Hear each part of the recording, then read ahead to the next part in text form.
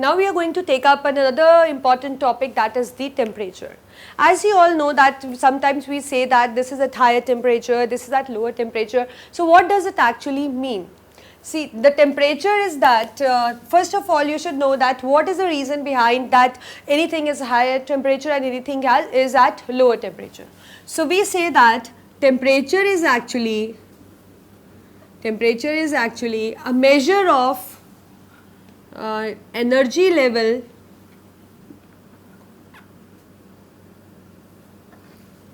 of atoms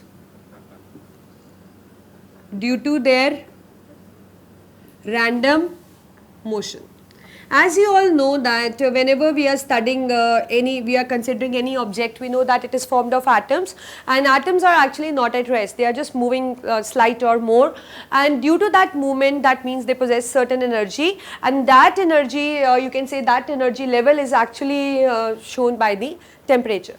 Suppose if I say that any body is at higher temperature, if I say that some body it is at higher temperature. So that means higher temperature means the particles of that body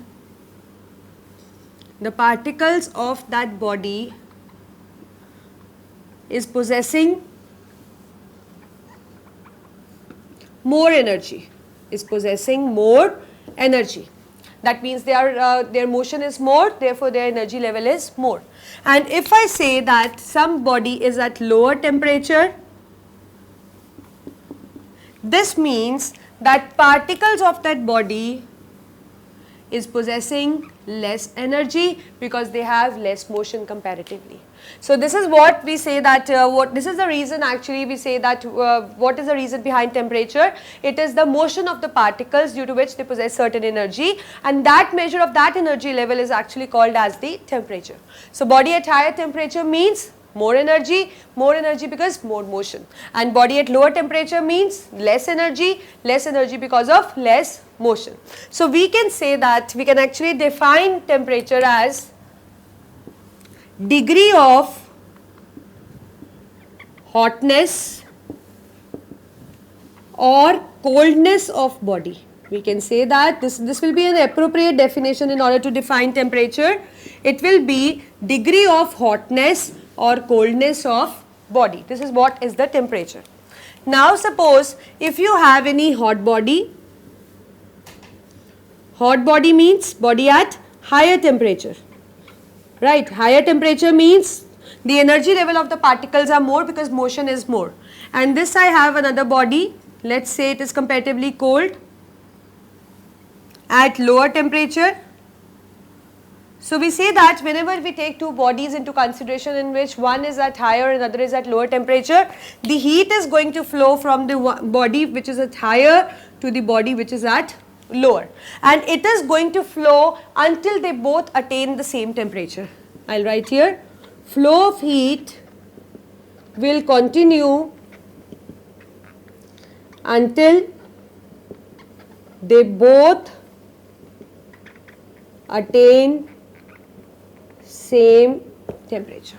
So until they attain same temperature, the heat flow will continue, but as soon as they will achieve same temperature, the heat flow will actually die off. That means will stop and there won't be any further flow. So that means the reason behind the flow of heat is merely due to the temperature difference. And you know that one more thing, it is being concluded as principle of calorimetry. Calorimeter is actually a device which we will be taking up in higher class. It is actually a device by which you can actually measure the heat produced by any activity. So the principle of calorimetry is actually also heat lost by hot body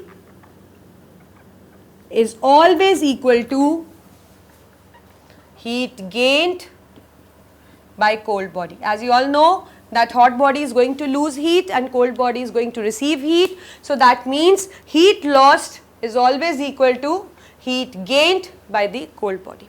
For example, suppose I have a tumbler in which I have a cold water. This is my cold water. I keep a glass of hot milk into it. This is my milk and it is hot, very hot. So we'll see that with the some span of time, we'll see that this hot milk will actually cool down. We'll see that with span of time, it will just cool down, and you know that why it cools down, because the heat from this body just flow outside into the cold water, and it just gets cools down. And you know that heat lost by the hot milk is just equal to the heat gained by the cold water outside. So this is what is the principle of the calorimetry. This you can actually show by this example as I told you. And you know that the device which is used to measure temperature is a, as you all are familiar with it, it is thermometer. It is thermometer.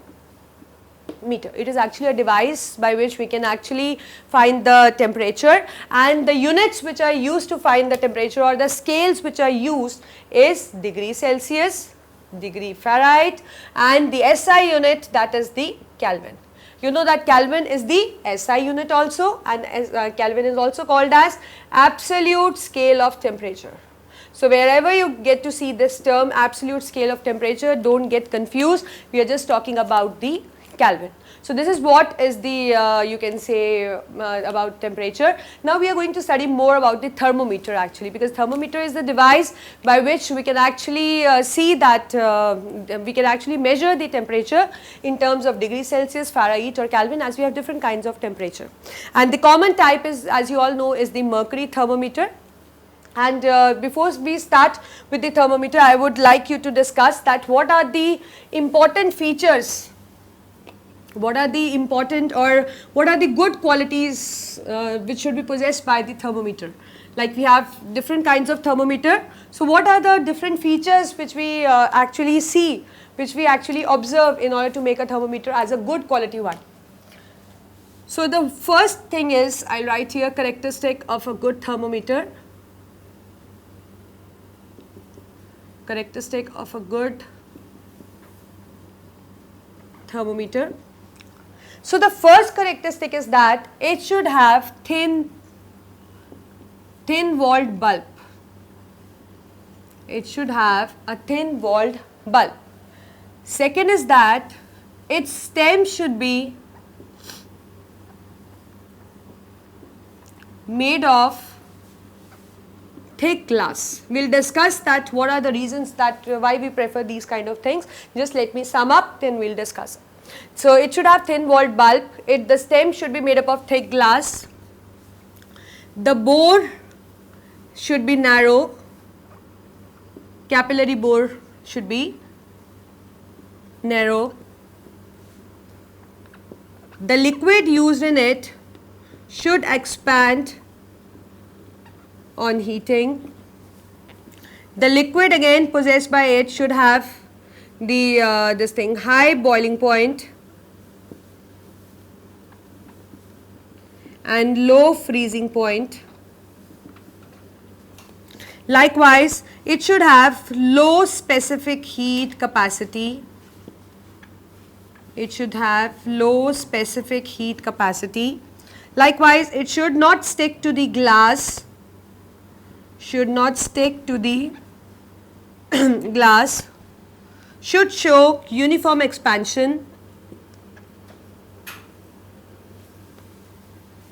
Should be opaque.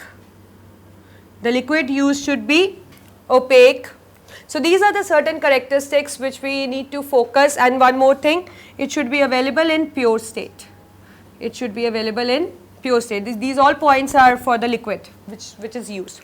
Now we are going to discuss that what are the reasons that we want that thermometer should possess these features. So first is the thin walled bulb. I'll just draw a rough figure for you. See, this is a, like when you see a thermometer, this is a bulb, right? In this you have a liquid present. This is a capillary tube, and this is a sort of stem, right? So that means in this case they want their bulb should be thin walled. Now what is the reason that they want their bulb should be thin walled? The reason is that because when it will be thin walled, then only the heat can flow into it and the liquid can actually get that heat. So that is why we want that a bulb should be thin walled, so that it can actually gather the heat from outside. Second, the stem should be made up of thick glass. This should be made up of thick glass because it should not break. It should not break on receiving the heat. Second, the bore should be narrow. As you see that the capillary bore should be narrow, so that for a small increase or small temperature also it should show a marked expansion. The liquid should expand on heating, because if it will expand on heating, then only we will see that, then only it is going to rise, and that the length to which it rises just denotes the temperature. It should have high boiling point and low freezing point, so that it should not freeze or boil, right. And it should have lower specific heat capacity. That means tendency to absorb heat should be very little. Tendency to absorb heat should be very little, so that it can give the accurate temperature.